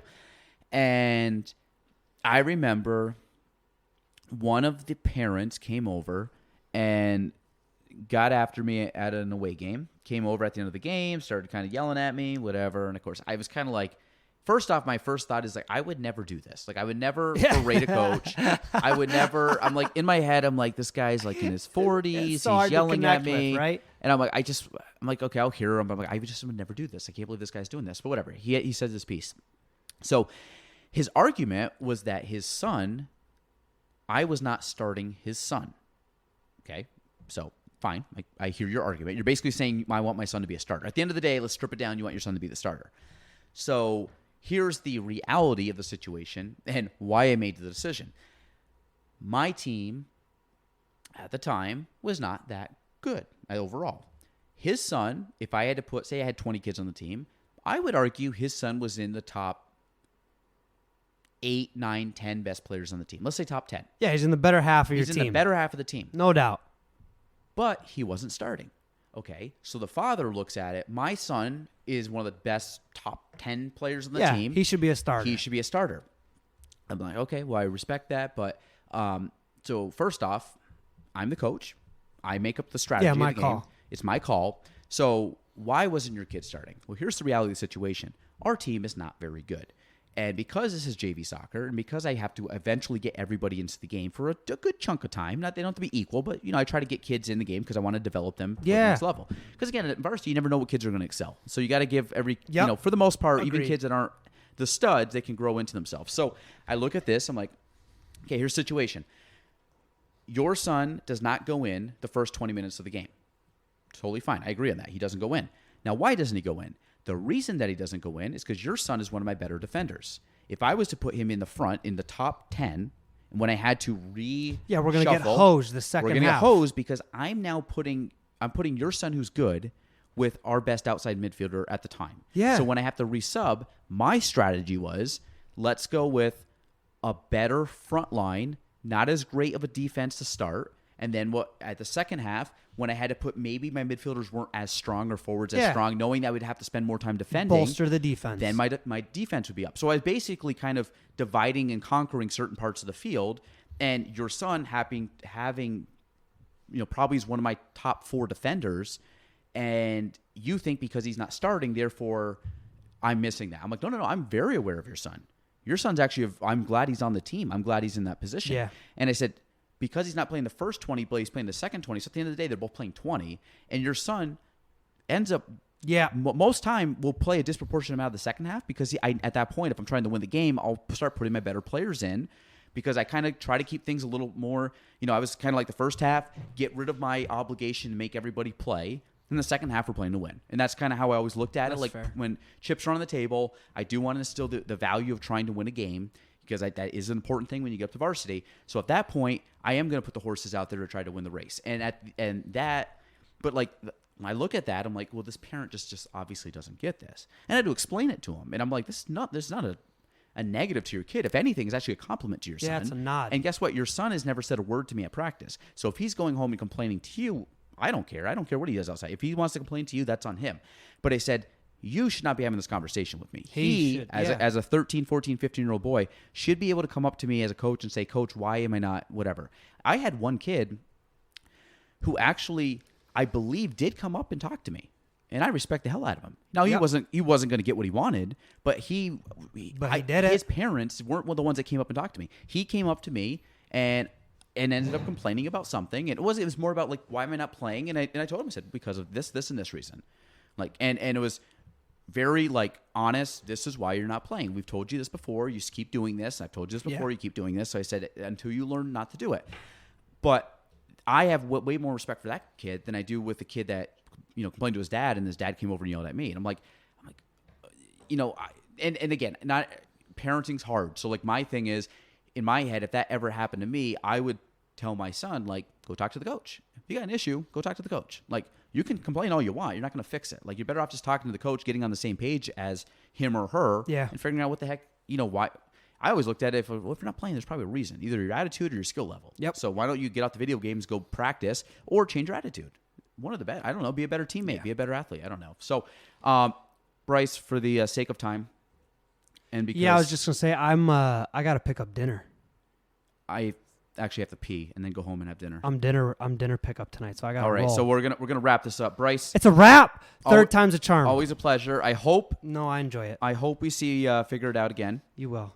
I was gonna rag on you because I don't want you to fall into the graveyard. Well, the graveyard of failed podcasts. Well, because he's got broad shoulders and can take it, but you don't want to end up like Craigcast. I know. Craigcast, great. We're still waiting for Craigcast to come back on the airwaves. I really been on that twice. I do like Matt Craig had a very good podcast. I thought it was a lot of fun. But Matt, you got to bring it back. It's time. Don't worry. It's time. Same with Bryce. We're gonna have an onslaught of local podcasts coming back. Hell yeah, boy. All right. Well, that's Bryce. Bryce Hanson, episode 179, Galen Trombley Show. We're out. Thanks for listening to the Galen Trombley Show. If you want to reach me, you can go on Facebook at Galen Trombley, on Instagram at Galen Trombley, and on YouTube at Galen Trombley. The spelling, GaelanTrombley.